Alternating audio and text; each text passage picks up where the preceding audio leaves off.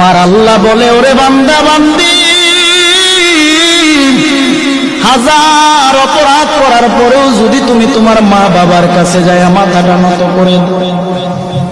তোমার মা বাবা তোমার হাজার অপরাধ ভুলে গিয়া তোমাকে সন্তান বলে কোলে টান দিয়া নেয়,